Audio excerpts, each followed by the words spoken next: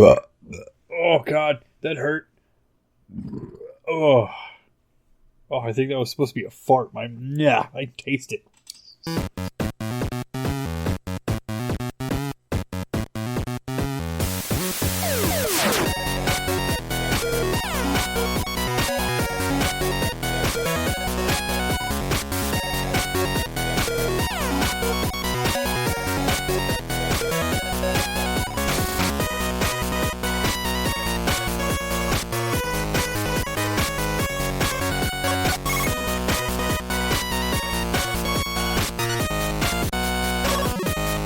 Hey everybody, welcome to another episode of the G.N.A podcast, where I, Zyber Blood, have taken over. It's going to be awkward.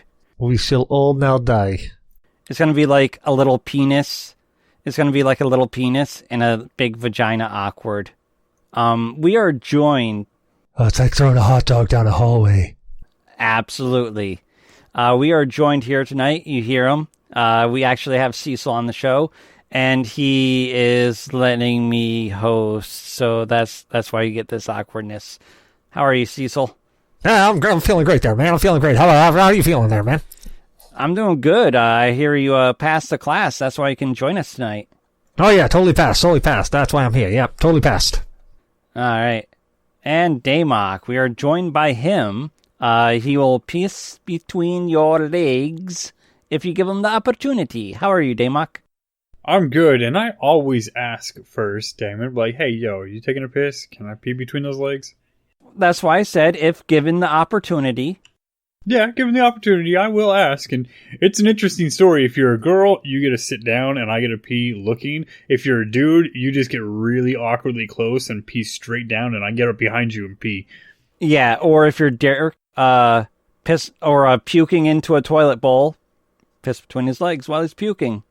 I didn't actually do that, did I? Yes, you did. He was not. He was done puking. He had actually stood up and was spitting, and Damok pissed between his legs. Yeah. How drunk was I? Fuck. A keg of 120-minute drunk. Oh, and Co. Yeah. Co, how are you, buddy? Co. Hello. Co! What? I'm doing great. Well, that's good to finally hear. I mean, dead air. It's all but fair. I don't know. I'm weird. We have to get to something important. What are you drinking? And we'll reverse that. Co, what are you drinking? Absolutely nothing. Ah, lame. I have nothing this evening. I'm sorry. I failed everyone. All right. Not even water? Not even water. All right. He's drinking spit, everybody. He is drinking spit. Dude, with your hoodie up like that, you gotta look at him and be like, you have failed this podcast. You have failed this podcast. There you go. You just got the whole black arrow going on. But I'm fulfilling the gamer need. I mean, check out my screen. Click buttons. Hey, Damok, how about you, buddy? What are you drinking? I decided to try something new.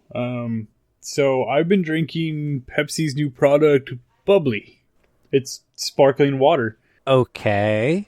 And I found that I like the grapefruit over the other 3 flavors that I purchased. And yeah. So no alcohol. I am stone cold sober, have been all week long. Holy shit. I know, it's boring. Cecil? Oh yeah, I just gotta say that my wife drinks that bubbly stuff. She loves the grapefruit. You know what I mean? Loves the grapefruit, right? Hey, I love, the cherry's not bad. It's what I'm drinking now. I tried the, what is it, the LaCroix, whatever the hell this one is. LaCroix.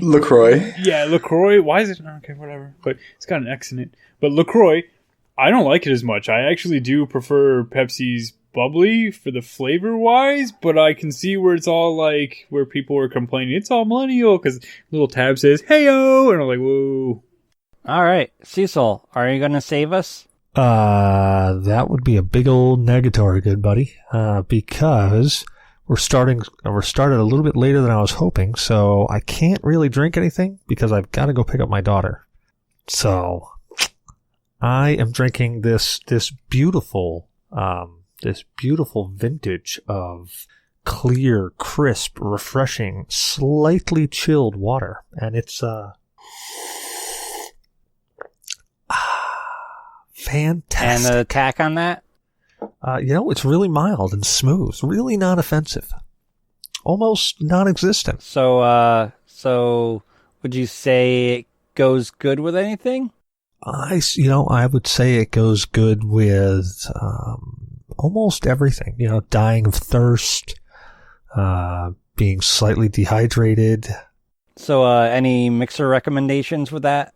I would actually suggest Crystal Light. It would go really, really great with some powdered Crystal Light. You could also possibly, if you were so inclined, take a little bit of this and freeze it. And you could actually make it solid water. And then you could put that in something better like, I don't know, scotch? But that would be what I would mix it with, personally. Personally, with that, I like using it to mix, well, more so drip with absinthe. Yeah, see, I have to worry. If I have anything that involves a drip, I get very, very nervous because the doctor said one more time and it's probably going to fall off. Well, fair enough. To conclude our little bit of lameness, I guess I will round it out because I am actually drinking one of my Krabby's alcoholic ginger beer. So there is alcohol on the show. Thank God. We're not at a full loss, so yeah. I mean, it has no real attack. It's 4.8. It's all-day drinker. So 4.8? My kid drinks 4.8. Well, stop force-feeding her cough syrup. It's not cough syrup. I want to point out the last liquor I had drunk in the past week turned my shit blue because apparently Dark Roast Kraken is heavily dyed. Oh, yeah. Oh, yes, it is. I'm like, am I sick? Oh, no. All right. That's a good note to transition into what is everybody playing. And we will go Cecil. What are you playing? Well, actually, since I have had a little bit of time on my hands, I have been playing a little bit, actually. I've been playing Star Wars, Jedi Fallen Order. Jumped into that a bit. You know what? I'm not really in love with the character, but everything else about the game I like. I like the ranging and difficulty level that you can put it on from super, super easy to fairly difficult. You're not as overly powerful like you were in Force Unleashed, but you aren't nearly as limited as you are in like Jedi Outcast or Jedi Academy. So really fun game, but I don't know, the character is really hard to relate to and get behind, so that could turn it off for a lot of people. Also been playing some Tarkov. I love that game. Well, I love that game and I hate that game. I've gotten a little bit better at it. I can actually kind of contend with my own, except when I jump in with Damok and I think that he's a scav and I take a couple of pot shots with the pistol and then he AKs me in the forehead. Actually, sorry, in the thorax. I think that was the last time I played. Yeah. I may have played one. No, I played one more round, and that's when that dude was like wall hacking and killing all of us. Oh, yeah. I remember that one. That was a good one. Been jumping into RimWorld. Been trying to do the RimWorld thing, multiplayer with Damok. But after that, that first round that we were playing, it was going really, really well. I wasn't getting any desync issues. But then the next time we tried, I was getting desyncs all over the place. I honestly, I could only play for about a couple of actual minutes, and then I just desynced out and couldn't really connect back in. I blame the 30-plus mods that Damok has installed with that. I blame them as well. I did go through the mod list and check it against the multiplayer mod, and everyone came back and said that they were compatible with multiplayer. Maybe we were loading them in not the correct order. I'll have to go back and take a look at it. Anyways, I've reduced it down. I only want to add like one mod to it, and that's just wall lights, because wall lights are such a quality of life improvement that I can't live without them. I can agree with that. I also been playing a little bit of GTFO and Resident Evil and Doom. So, yeah, notice what happens when I don't have school kind of thrown in the mix. I get to play a whole shit ton of games. Granted, I have so many that I got to catch up on that I really couldn't focus on any one specific game. But I did play Project Zomboid for a lengthy bit of time. That was actually it's an entertaining game. I really do enjoy Project Zomboid. I have it, but I haven't really sat down to play it yet. It's fun. It's tough. What about you, Zyber? What are you playing? Well, I am still on the lame kick of Pokemon Sword, which I just jumped over to Shield and got a few of the Pokemon that I'm missing for my decks on Sword. And now with the home, I am, I think it's 25 shy of completing my decks. Nice. Way to be. And that's about it, really. No, that's a lie. Again, I have been at work every now and again in between my rounds, hitting up Eternal Card Game. So that's about it. Damok? So I've been playing a lot of RimWorld. That's been fun because it's RimWorld, and I have a lot more than 30 mods installed on my game. Oh god. But it's great. I'm having a great time. And then I picked up the Division 2 for $3, and I played it for a little over an hour yesterday. It's okay. It's a bullet sponge shooter. Not super impressed. It's only worth the $3, but I'm glad I got it for $3. All right, fair enough. Ko, how about you, man? I've been playing Black Desert again. I'm sorry. So, wait a second. What it says for your name is a lie, then. Probably. Yeah, because it says you're unhooked. It doesn't sound like you're unhooked. It sounds like you're hooked, line, and sinker. Oh, who changed my name again? Hold on. I gotta fix that real quick. So your name may have been turned to Tarkov Unhooked at one point in time, and you just never bothered to change the unhooked part. Fair enough. I hadn't even noticed it. All right. So Black Desert, that it? Anything else? Yeah, that's pretty much it for me. All right. Well, I guess we'll move on to a couple articles that we have. Hold on. I got one last game that I actually been playing. I downloaded Dragon Warrior, the original Dragon Warrior, and I've been playing it on my phone in between like all sorts of things, like if I'm pooping or in a meeting that I really don't care about, which is pretty much every meeting. All right, fair enough. I like the old Dragon Warrior games. Yeah. Let's see, articles. We have a few, and we have a few that we didn't get to.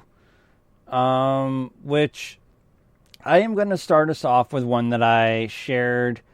Let's see, what is it? The Ultra Grimdark Tabletop RPG Morkborg comes to its own doom.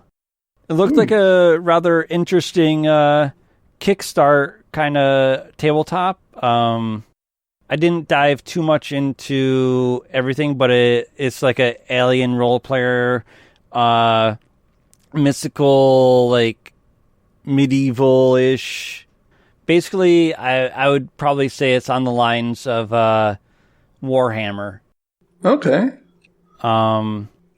You have like all kinds of mythical kind of beasts, like dragonish kind of things. It seemed pretty interesting. They have a soundtrack available for it also on Spotify. It looked fun. Something to keep in mind, check out. Something that I just wanted to touch on with everybody. But also we have EA hikes up PC game prices, but only on Steam. Did anyone get to read that? That's fucked up. Of course, EA be the one who do that first. How much is it? Right. I mean, to me, that's like really shady practice. That's a good way for me to say, hey, you know what? I'm not going to get your games because I don't want your loader. I'm sick of having so many games that need their own specific loader. It's ridiculous. Not only did they just increase the price, it's not like a $20 difference, but in some countries it's double or more than double the cost of the original price. That's just ridiculous. Oh my God. Do you think that's to combat some of the pricing structure that Steam has? Because I know Steam takes like, I think, 20%. Well, 20% wouldn't be a 100% increase. Accurate. Or actually, probably like 110% increase. But, so no, I don't think it's to combat that. I don't know why they would do that. I guess it's to kind of pull customers away from Steam and entice them to go back to their platform to purchase the products. Yeah, that's what it seems like to me. Hey, don't use Steam, use Origin. Our games are a reasonable-ish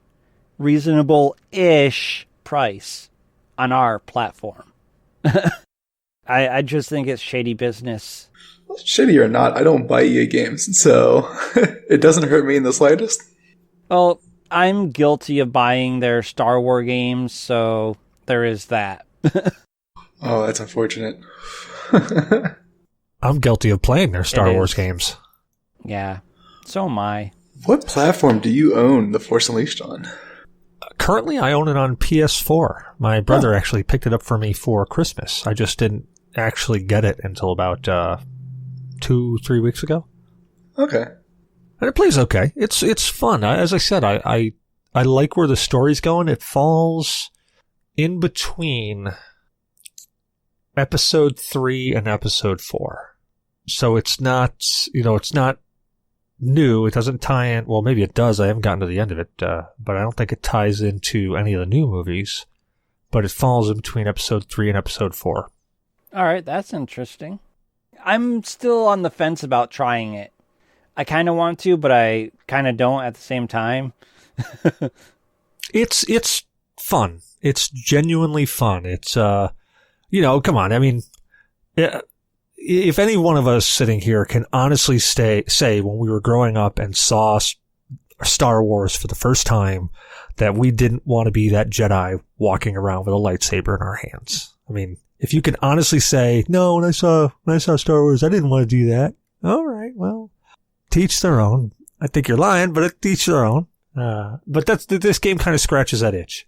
The thing that I like most about it is that is one of my big gripes with The Force Unleashed was that you really were just this stupidly overpowered character. It's kind of like in that game Prototype.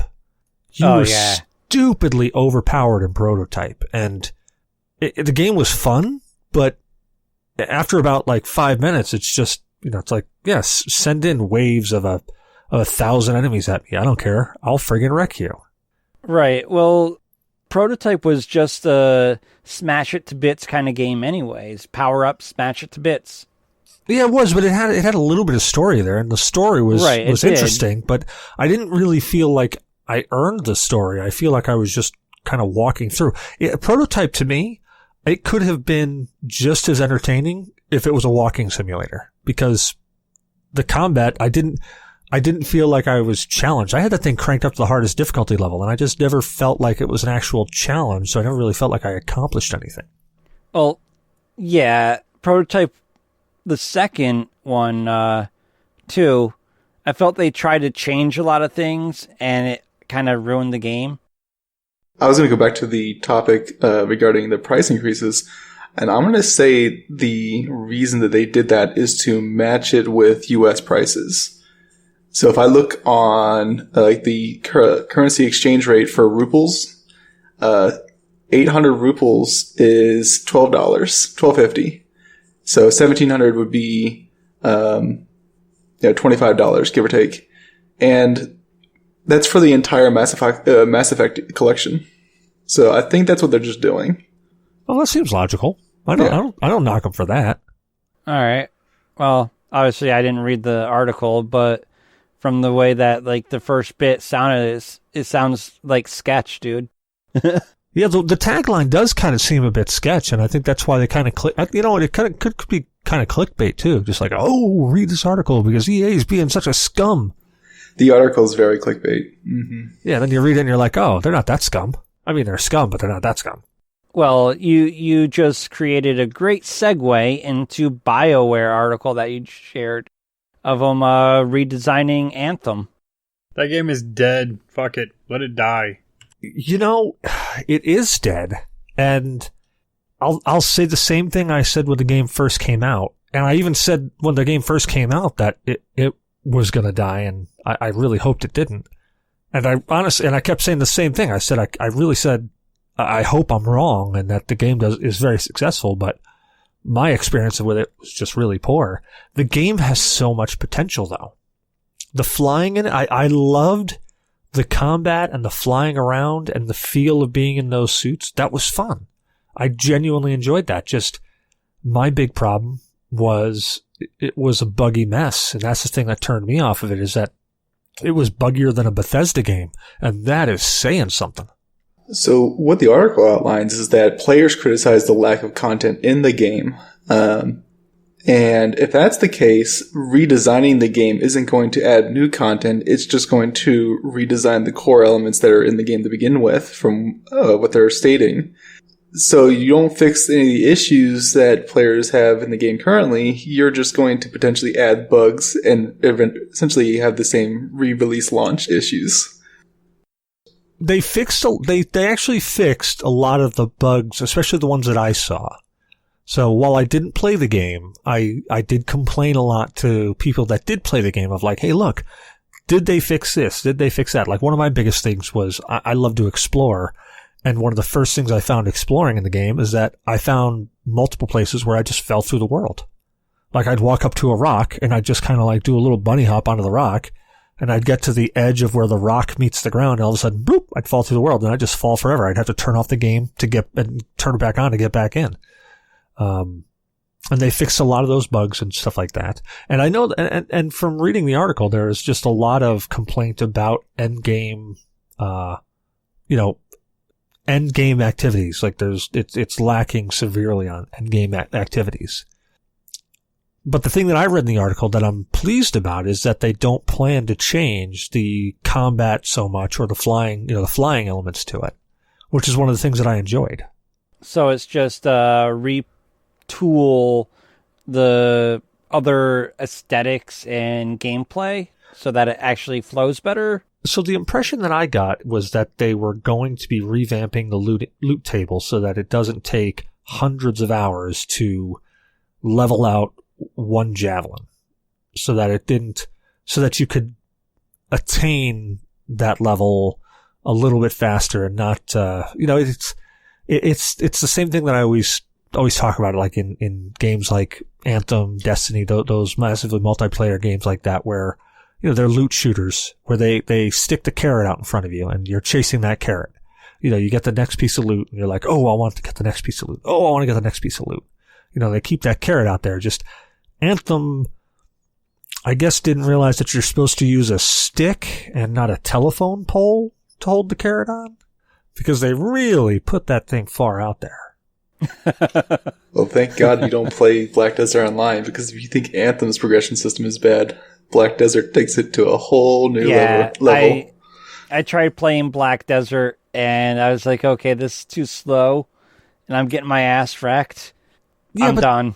But there are certain games that when you play, you kind of expect that. Like when I pick up a true MMO RPG, I expect the progression to be incredibly slow and the grind to be real. But when I pick up an action shooter or loot shooter, I think there's a certain expectation that you don't feel that it's going to be MMORPG slow. It's going to have a certain pace to it to keep you interested, Yeah.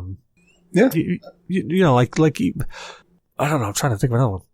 God, the Black Desert progression to me is worse than Two Worlds, and even Two Worlds 2.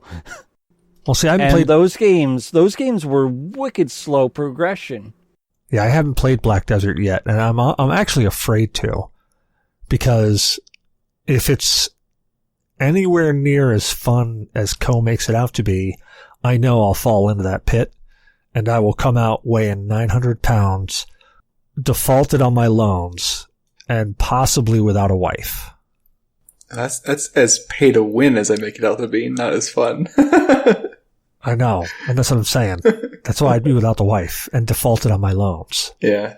I mean, it's not the pay to win mechanics in the game. It's convenience. It's not so much as it is like you're buying gear that other players can't obtain from the market. So it can rack up if you don't watch yourself. And many of the things that you can buy from the cash shop, you can buy from other players on the marketplace. So there is a level of balance there to some degree. All right, dear Mike, you look like you're contemplating some like astrophysics like friggin' theorem that's gonna save the world from hunger, but you're not gonna tell anyone. I don't know why anybody's even bothering to talk about Anthem. A dead game is a dead game, and I'm sorry, the only person that is saying it is not a dead game is BioWare. Do you know how much Anthem costs or went on sale for? It's free with Game Pass. Well, it's free with Game Pass now, yeah, but do you know what it was on like Black Friday when the game had already been declared officially dead and BioWare was about to abandon it? Like $5? How long ago was Black Friday? I mean, how relevant is that to now? Was it like $2? Yeah, it's $6. It goes on sale for $6 repeatedly for $6, and now they're including it free and everything. Its player base has dwindled down to almost nothing. There's always the die-hard fans that will continue playing. BioWare is going to literally have to revamp it. Now, their biggest thing is they're touting the Mass Effect people are coming back to remake Anthem. We're like, yeah, go fuck yourselves. The last Mass Effect was shit. So, dead game's a dead game. Move on. Take the idea because you had a wonderful idea, and I was very excited for the idea of the game. But the game itself is shit. It's going to continue to be shit. Stop it and just make a new game. It had potential. The last Mass Effect was not shit up until the very end. And it was the ending that everyone complained about. Everything else about the third, everything else people complained about, they didn't. Everything that people complained about was the ending of the game. No, they had the weird, where the characters would stare off into the distance, and like they didn't do a good communication. The dialogue was fucked. There were tons of weird bugs. No, you're thinking of Andromeda. You're thinking of the new one, Andromeda. Yeah, you're thinking of Mass Effect Andromeda. One. Yeah, that's the last one. Oh no, I'm talking about Mass Effect 3, not Andromeda. Yeah. Okay, now I'm on page. I thought you were talking about Mass Effect 3, not Mass Effect Andromeda. I don't know. I said that game sucked. The last Mass Effect game was utter shit. So sorry, it was. I don't count Mass Effect Andromeda as a Mass Effect game. Exactly. But that's the same team that is now taking over Anthem. So I'm semantics. I'm tracking. Semantics. Hey folks, it's semantics. No, I'm tracking now. I wasn't on the same page as you. No, yeah, all the other Mass Effects, 1, 2, and 3, I loved it. I granted 3 had the wonky ending that everybody disagreed with. That's fine. I think they ended up patching it at some point. But whatever, it's fine. For the first 2 games, I enjoyed the third one. I ran all the way through towards the end and never finished it. And then Andromeda just was utter garbage from my understanding. Yeah. You want to know something that isn't garbage? This article that Cecil posted about Samsung releasing a phone with 108 megapixels. 108 freaking megapixels. That is, in my opinion, for something like that fits in your hand so easily, amazing. Phenomenally amazing. It's going to be on the Galaxy S20 Ultra. It looks pretty solid from what they're saying in the article. Yeah, spec-wise, the phone is pretty impressive. But the thing that blew me away is, just because we have several photographers here. I include myself as an amateur, and I use that word very specifically, an amateur photographer.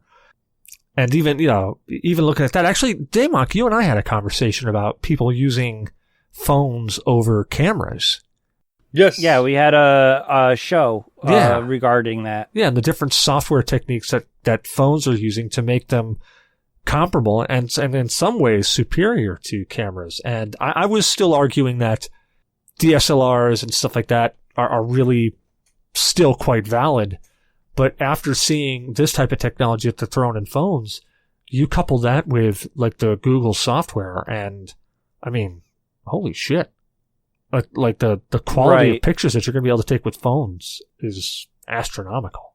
Yeah, my stance on that is steadily changing because you're jumping from cameras that are right now doing like, say, anywhere from 26 megapixels to like 72 megapixels DSLR to a camera on a phone doing 108 and having all the software that you need to do any kind of editing and sharing. Yeah, it's just phenomenal. It's absolutely wild, the technology that they're throwing into phones now. Where'd you expect the technology to go? Everybody and their brother has a fucking cell phone. These kids at the house don't have a cell phone, but almost every single one of their damn friends does. In elementary school, the kids have cell phones. It's going that way. Everybody's got them. Everybody's using them. Everybody likes their cell phones more. Hell, the government keeps issuing more cell phones to its users. They're getting rid of tablets. See, now there's the question I have right there. With all this technology that's going into better microphones and cell phones and better cameras and cell phones, I mean, now we're getting to the point where, I mean, everybody nowadays is already recording everything.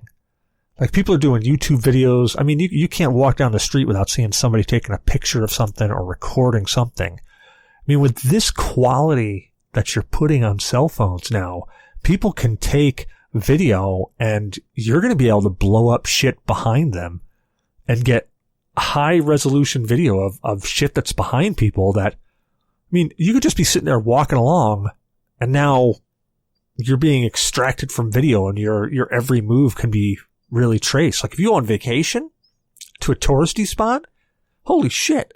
Like, that was like, I was flabbergasted by the technology of like 108 megapixel on a phone. And then I think to myself, holy shit. Like, that literally means you cannot go anywhere without somebody knowing where you are. Right. And with the ability on some phones to remove elements from the picture, like automatically remove someone that, say, photobombs behind you or something. You can remove them. There was this, it was a movie ridiculous. Called, I think, Anon. I think it's on Netflix. I think it's called Anon. Or not. No, I think it's Anon. And it's about, like, everybody's got these lenses in their eyes that are literally computers. And somebody literally hacks those computers. There's a show on Amazon called Feedback that's like that. Yeah, and it's wild to think. Like, I looked at that movie, and the first time I watched it, because I watched it about 3 times, because I wanted to kind of look at things, see if I could catch things. But the first time I watched that movie, I was like, oh man, that's a really sci-fi, that's a funny concept. I dig it. And then I watched it the second time, and I'm thinking to myself, holy shit, we're going that direction. We could literally go that direction.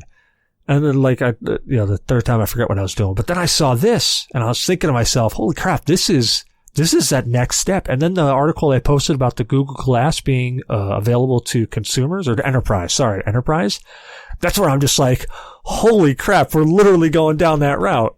We're going to have, like, the 2 segments of people, like the technical people and then the non-technical people, the people who just want to be hermits. And there's just going to be, like, this divide eventually. Right, and you have corrective contacts that, they help people see colors better. They have a little chip in them that help you regulate light and color, and it's for many different purposes. But, yeah, you already have a contact lens that is acting like a little computer on your eye to dull light, improve light, correct light, and all this other crap. It's freaking amazing. Also, another show that did stuff similar to this was Black Mirror. Oh, with the video game thing where the guy went to the video game, it was all like augmented reality. No. The episode where They record all of their memories, and they have the extra implants in their brain, and they can upgrade the size and all of that. And you can fast forward, and you can display on any TV and stuff like it. It was a pretty good episode. No, the one where like the dude accidentally murdered someone, and they had him in the cabin, and they wanted him to confess like what he did. And he ends up confessing, but the guy that was interrogating him did a bad thing also. And, he got his punishment. He got released, but he couldn't associate with anyone. So they put a ban order on him. Everybody that he looked at was just his blob. And everybody that looked at him just saw a red shape, red silhouette. It was pretty freaking wild. I don't know that one. Now I gotta go back and watch it, though. Yeah, the other one, the Black Mirror episode I'm talking about, is The Entire History of You. And it's an alternative reality where most people have a grain inside them which records everything they do, see, or hear, and allows them to play back their memories in front of their eyes or on a screen. It's pretty fucking wild. Crazy stuff. It's one of those things, though, like you watch these sci-fi shows, and you think, oh man, that's completely so far out. We can't get there. That's impossible. But then you look at where we are today, and you look at the sci-fi shows from, the 70s and stuff, and you realize, wait a second, we're kind of there now with some of that shit. I still don't have a flying car, and where is Rosie, my robot butler? God damn it! It's called Google. Yeah, Google Assistant. It just needs to get updated.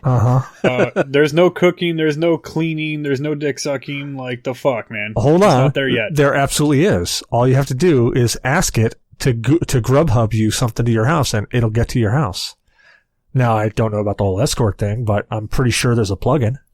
You see that, what was that stupid thing? The people spent 108 days or something teaching that robot to do oral sex, and everybody came back and was like, oh, they should have just talked to EA. They've been making games that suck dick for years. Yeah, they've been making software that sucks dick for years. I still couldn't get her number. Yeah, I'm so ugly, my fleshlight won't let me smash. But, speaking of sex things, it brings me to Xbox. Because of the whole thing, Sexbox. You have something about a senator. How about you elaborate on that? Oh, yes. So there's bills being passed to limit the control that tech companies have over their devices in terms of repair. So, for example, lobbyists are they're trying to fight this, but the ways they're going about doing it, if you watch the videos, is that they want to do it in, private rooms so that they can try to sort out deals that way rather than having the public be aware of the situation. So companies or lobbyists, I would say that Apple would probably be on this boat, are trying to shut down third-party repair for their products.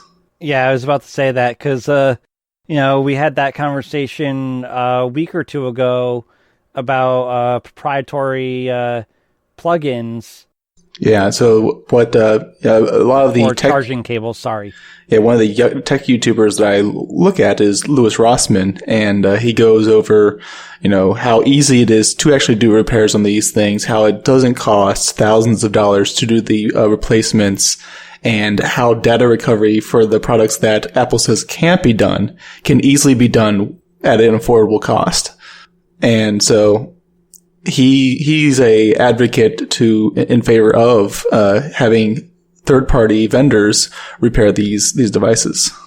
Yeah, it seems I only caught the first little bit of it, but he's a big Xbox user, and when his Xbox got the red ring of death, he was pissed that he couldn't take it to a local shop, that he had to ship it back to Microsoft and have only Microsoft repair it, and that they were going to void his warranty because the sticker that he's never opened his Xbox before, because he's not a technical kind of guy, the little void warranty sticker was all messed up. And yeah, it's really interesting. I hope that they just fucking blast these companies.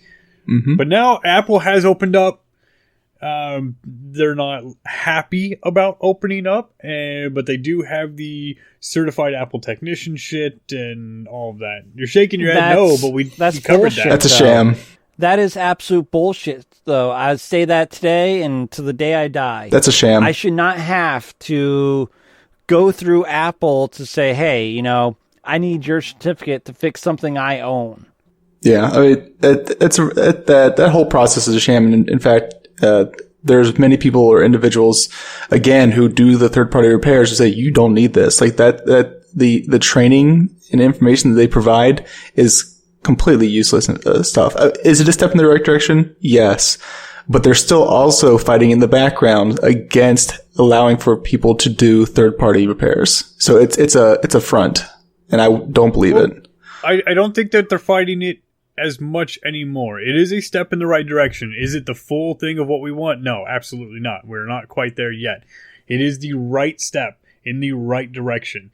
They are now offering up their tools. They're stopping the proprietary screw stuff so that you don't have PC toolkits trying to make their own screwdrivers anymore, which was costing them quite a bit to do. And then you have Apple releasing it. Now, can you still go and get it done cheaper at somebody that doesn't actually need the training? Abso-fucking-lutely. But somebody that could get the training can now be a quote-unquote legitimate source. And while it may be more than $60 to fix a screen like somebody else at a regular shop can do, it might be $100 to fix the screen. It's still not the $500 that Apple charges you, plus shipping and handling back and forth. But of course they don't need to sit there and have to have proprietary screwdrivers to unscrew their devices, because they're gluing them together with glues that use lasers to take off the glass case around the entire device. And when you do a repair through Apple, guess how much that one glass pane costs for that $1,000 phone? That glass pane on that Apple device is more expensive than buying the phone outright just to have it replaced. From Apple. Yes. No, and that's why I said from Apple, if you're still doing it from Apple. But Apple is doing the outreach thing where they are allowing people to get certified, and they are allowing those parts to get shipped down, and it is actually getting cheaper. There's a place here in town that we took God's phone to, and at that point, it was going to cost him $60 to fix it, and $60 was more than his damn phone was worth at the time. So he just went and bought a new phone. But yeah, it was going to fix it for $60, and that was an entire screen replacement. Plus, like, the case was all jacked up. They were going to do the case back end and all that. It is what it is. It's a step in the right direction. It's getting better. It is not there, but we are getting better-ish, hopefully. And everybody and their brother is gluing everything together at this point. But who's not just Apple? Everyone's gluing their shit. But who's leading the charge on that? I would probably say Samsung is leading the charge, because Apple didn't start gluing shit together until after Samsung started gluing shit together. Samsung was the first one that started gluing their phones together, and then they started excluding you that the little memory expanding chip that you can put in, like, oh yeah, I want a 128 gig chip. Now you have to buy the 32, 64, 128 phones. And then Samsung reversed and said, oh shit, everybody followed our lead on that. Then came right back out and said, we're no longer doing that. You can have as much expansion memory as you want. Although I don't think anybody's doing that anymore. And who solders all their components to the board? Batteries, CPUs, fans, etc., all to the board. I'm pretty sure my Pixel, with as thin as it is, and I'm wondering that too, with as thin as phones are getting, right? And that's pretty thick because I have a case, but that's still much thinner than the Note 5 that I had. Soldering them and gluing them together instead of putting a whole bunch of little screw pieces everywhere, because then you have to have secure plastic in all the little spots. I don't know. I'd like to see actual details and specific stuff, but so going outside the realm of the mobile market, if you look at Apple's new all-in-one computers, the vast majority of pieces on their motherboards are actually soldered to the board, and you can't replace individual parts. When you have to repair or replace components on your computer, you're not replacing just the graphics card or just the CPU. You buy the entire unit. Right, but that's not new. That's been Apple's business practice from the very beginning. That is nothing that has changed. But and that's exactly my point, is that why is it still so expensive? So now you're going to have third-party vendors who are going to be buying these cheap knockoffs to try to repair their Apple products? Why is it that it's going to be so much more expensive going through a third party or through Apple when these third-party companies can do it for much cheaper, where are they getting these parts from? Well, the vendors that they're purchasing them from are selling them at actual market price. Apple, as a whole, is not that great of a company, right? Look at their share of the cell phone market. It's super slim. Yeah, people buy their damn phones and then they just break and then they go, oh shit, I'm going to buy an Android, and they buy 4 Android phones. Look at their share of the PC market. Yes, in some of the high-end areas, they are at the top, but Apple's not a very big company overall. You hear about them a lot because their advertising campaign is off the fucking hook. No one advertises better than Apple, but they are not that big. Apple is the largest, most gross company in the world. They're worth $1 trillion. Yes, they are worth $1 trillion, and so is Amazon and all that wonderful stuff. And they hold all that money, and then they overprice absolutely everything. It's been their business model from the very beginning. That's how they're making this money. And their investors are just throwing money at them, but they don't own decent market shares anywhere. I'm not going to disagree with that one, but yeah. Okay, so what market share overall does Apple absolutely dominate or even control 50% of? Well, 50%? Well, there's various mobile entities that take a lot of share from the mobile market, but they are the largest, I think, in terms of shares when it comes to devices in the mobile market. And PC, they're not. I know that. That's very niche for them. So my thing is back on the main part of it, the third-party repair business versus, say, having to send your stuff back to the company of origin. Consensus? I'm for it. I mean, that's my line of work. Damok? I missed the question. I'm just smiling because everybody else is smiling. I'm looking at market shares here because I wanted to see it. And Google Pixel grew 139% year over year, and Apple is shrinking by 25% year over year in the cell phone market alone. They're really not doing well. Yeah, but you're talking about sales and profit. That's a bit different than market share. Right. So, and it's kind of, they're not showing direct numbers for that. But as far as what they do show, Apple is at about 32% of the market, and Android is the rest. Android is broken up across several companies, but yeah. But to round this out and close it up, what's your consensus on the whole deal of, third-party repair, self-repair versus having to prioritize origin of manufacturing? I'm completely against proprietary software, proprietary hardware, but that's not the business practice of the world. So as much as I'm all for people doing it in their basements, and I would love to repair my own stuff and be able to get the parts cheap, it's not there yet. Hopefully, maybe one day. All right. Cecil? I mean, from a business standpoint, if you can make proprietary work, I say go with proprietary. Because, I mean, if you've got something that people want, I mean, you've got to figure out a way to protect that investment. And I'm not particularly fair enough against proprietary work. It's when you limit the ability to repair the proprietary devices, because you can have unique components for your phone and your computer, but allow third-party vendors to or repair shops to fix them. That's what I'm more concerned about, is that, let's say there should be an alternative. There should be competition for that, because that's why the prices from these companies are so outrageous, is because there's no competition when they control all the repairs. All right.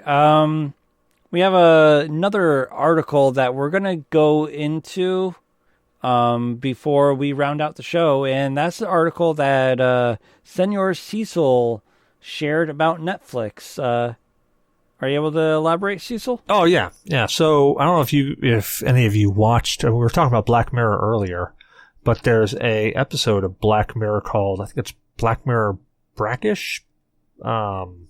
Hold on, let me look up the exact name of it because I forgot it.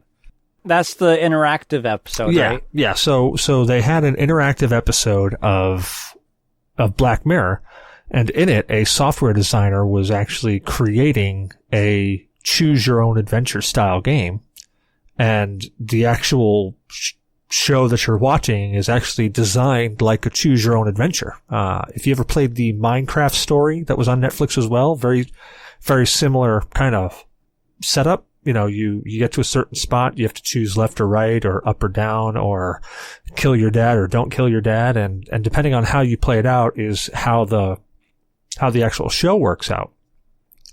So it ends up, you end up, Bandersnatch is the name of that episode. Bandersnatch, thank you.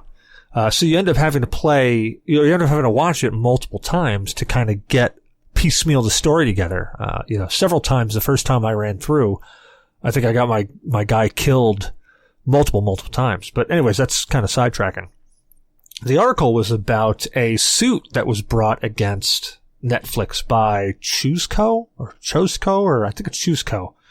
Basically the creators or the license holders for Choose Your Own Adventure. And they are suing Netflix for, God, I think it's like $25 million in damages or profits from Netflix. I forget exactly. I think it was either or whichever one's bigger, something like that. But they're basically, their suit is saying that Netflix stole their idea and is making money off of it, and they deserve money. Netflix is countering, saying, well, we're not making a book. The idea of being able to choose your path is not necessarily isolated. It's a concept. It's not we're not calling it a choose your own adventure, and Chooseco is basically saying that we trademarked that. That's our idea. That's our thing. And you're stealing it, so you got to pay us. And the court threw out Netflix motion to dismiss. So now it's actually going to go to trial. Well, unless Netflix settles, of course. So I don't think that Chooseco will potentially win this, because choose your own adventure things, I would say, existed before them. Now, whatever it comes down to plagiarism of the work, that's a question I wonder if they're going to get dinged for. Is there a book that they wrote about related to the Bandersnatch film? And in that case, that's where I'm going to be wondering where they'd be hit. Because then Chooseco can also go for bodies of work that are in the video game or the tabletop game kind of market where you can make alternative paths. And where's that limitation on? Well, they actually have. Chooseco's actually gone after several tabletop games that are designed like Choose Your Own Adventures. There was, God, I forget the... Well, there was a few when we were growing up, throughout the 80s and even early 90s that were Choose Your Own Adventure tabletop games where you pop the VHS cassette in your player and... Yeah. It did its thing like that. So I do not want to see Chooseco win this, because this opens up a huge issue based off of a concept. You're talking video game companies being sued. Like, what's that horror game that came out? Telltale? Telltale. The Walking Dead ones. Yep. The one with the monster. Not Dying Light. What's the name of it? The one there are mountains with the I can't remember it. Firewatch? No, not Firewatch. It's one where they're all getting murdered and there's a monster. Until Dawn. Or Man of Medan. Man of Medan. All those games would be heavily affected, and they could be potentially sued if Chooseco just wins this lawsuit. Because they follow similar paths. You're choosing your own adventure. This is going step by step through that same process. It's the same concept. Yeah, it is kind of a scary thing to think about, isn't it? Because, I mean, if they actually win it, it could be. See, I think the thing about this Black Mirror episode, though, is that the designer in it is making a choose your own adventure style game, and the show ends up being a choose your own adventure game. So I think they're just like they're attacking it because it's they use those wording. I can't remember in the movie if they actually used the word choose your own adventure. Maybe somebody said it as like a example of like, oh well, geez, you're making a choose your own adventure game. And if that's the case, that would be alarming. You can't even say the words choose your own adventure. Well, that's like it's more than just not being able to say choose your own adventure. They're trying to trademark interactive fiction. Yeah, that throws out everything. Then I was gonna say but that's literally almost every video game. Yeah, I mean, you're talking like the Cyberpunk 2077. This lawsuit goes through. Cyberpunk 2077 is technically a choose your own adventure. Layers of Fear. Yeah, every Telltale game. It's a isn't interactive Dungeons Dragons choose your own adventure kind of thing too, though? It's not the same as what ChooseCo's actually going after. Can or it be exploited into that? Yes. Adventure, I mean. It can be exploited into what you guys are referencing, but the ChooseCo is going after anything that is deliberately showing you, hey, this path or this path, and it has, I mean, Mass Effect would be a choose your own adventure game directly if you want to compare a game for it. Some of the where's that Skyrim that is game? There's choices in Skyrim where you're like, go this way or go that way, right? And there's those, but I mean, in Mass Effect, it was a very text based. You choose very much that way. In Skyrim, it was the same way. You choose to go with the one group, the guards, or you choose to go with the Stormcloaks. Or L.A. Noire. L.A. Noire. There you go. L.A. Noire. That was the one, the cop game where it does the weird. Yeah. That was a good game. Or the artificial intelligence one that came out, I think, 2 years ago or a year ago. Turing test? Detroit. Oh, Detroit being Detroit. Human. Yeah. Oh, dude, Heavy Rain. Yeah.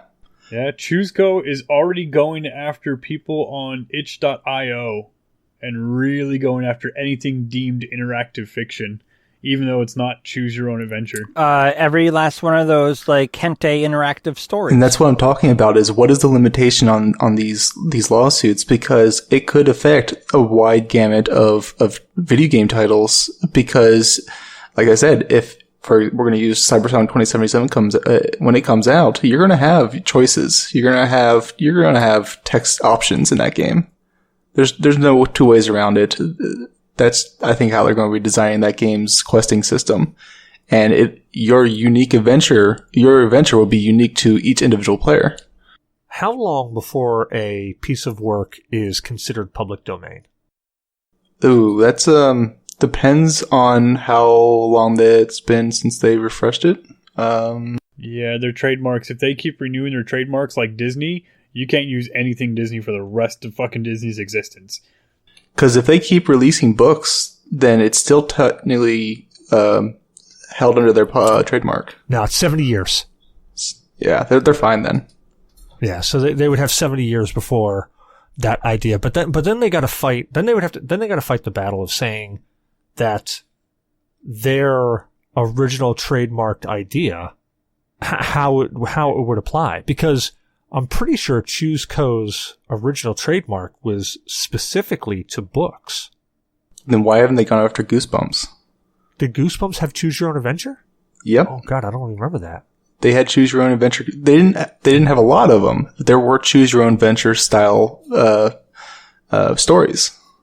Shit, which ones were those, dude? None of the ones that I read. I was reading like The Mask and fucking what's the Bloody Camp one. I can see the cover in my head. I read the fucking book. I have no idea. I think one of them was a circus. Like they are going to a circus. I can't remember, but I believe that there was a Goosebump or several Goosebump books that were Choose Your Own Adventure.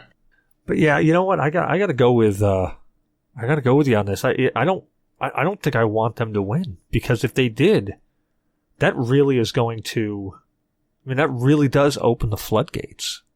I don't see what the judge saw at all. This is protected free speech. They can do whatever the fuck they want when it comes to it, right? You can make choose your own adventure as long as you don't say choose your own adventure. Because I can understand they trademarked the phrase "choose your own adventure." You can call it interactive fiction. They didn't even call it that. They just said it's Black Mirror Bandersnatch. Have fun. Yeah. Yeah, but I'm trying to remember if in the actual show they use the words "choose your own adventure." I want to say that because the guy was making a game, and I want to say somebody compared it to "Choose Your Own Adventure." A lot of people have. A lot of reviewers compare it to Choose Your Own Adventure style but books. not in the movie. No, the show. But that's what I'm saying. I think in the movie it's actually the picture that's on the main thing there, where the guy's sitting back in the chair. I think that guy actually refers to it as a Choose Your Own Adventure game. Not the show, but the game that the kid in the movie is developing. I would have to rewatch it. It's been a while since I've watched that. Ditto. I still haven't finished it. I keep dying. Yeah, I got sick of restarting it. Well, with that said, I guess we can go to this point. Hey, Cecil, where can we find you?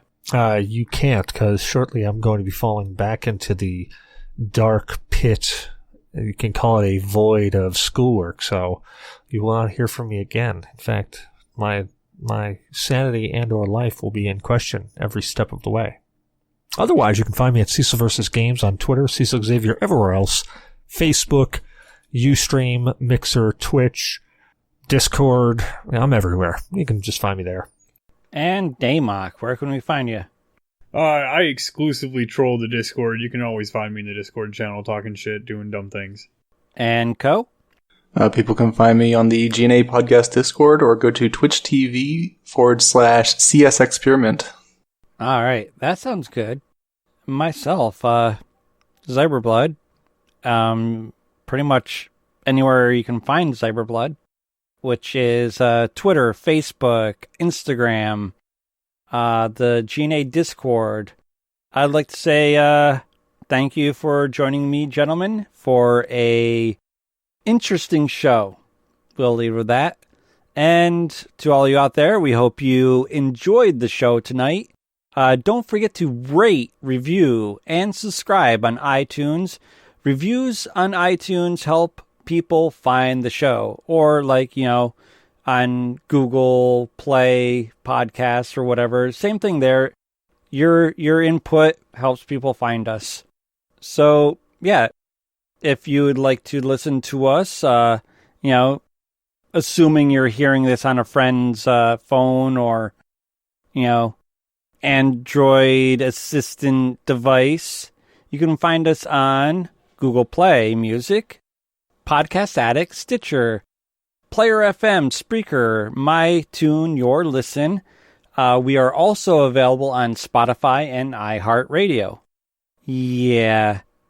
You can follow us on Twitter at G.N.A or just, come to our Discord and give us a chat. You just have to go to that pinned tweet on Twitter or Facebook.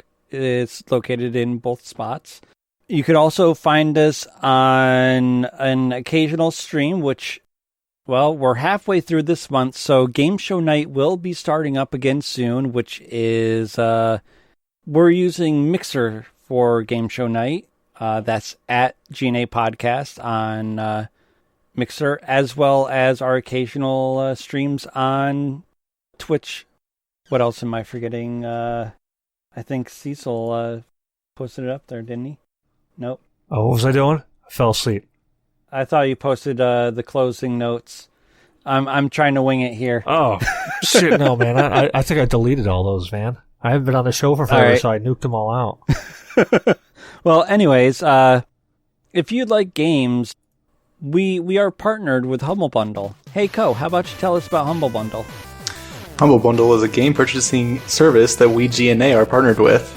You can purchase games like you normally would, but with a twist. You can choose what part goes to the publisher, to Humble Bundle, or to charity. You can give it all to charity if you want, or none of it. It's your call. Throw that !partners equals G.N.A podcast at the end of your Humble Bundle link before you buy to let them know that we have sent you that way. So far, we have raised how much this month? Loading. Oh, ew, 0. You have paid no money. Oh my goodness.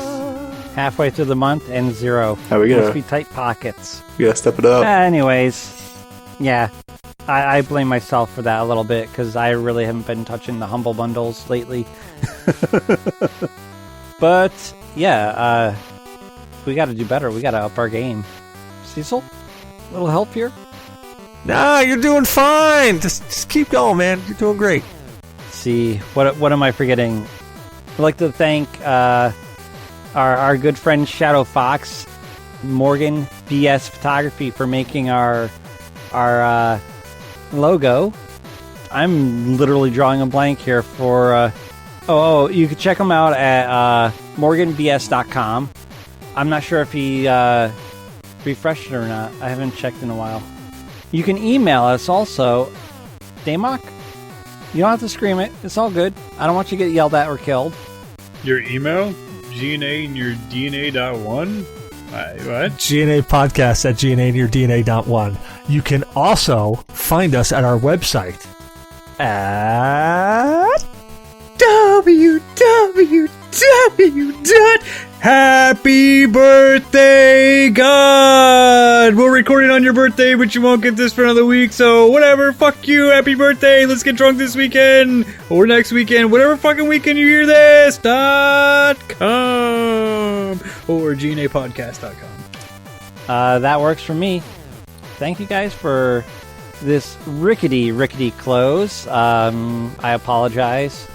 I deeply apologize, and especially apologize to all those pygmies down in New Guinea. Ah, damn pygmies. Have a good night, man. Have a good night, guys. Take care, have fun, don't do anything that I want to do, which is almost nothing, dude, just wear a condom, you'll be alright. Oh boy.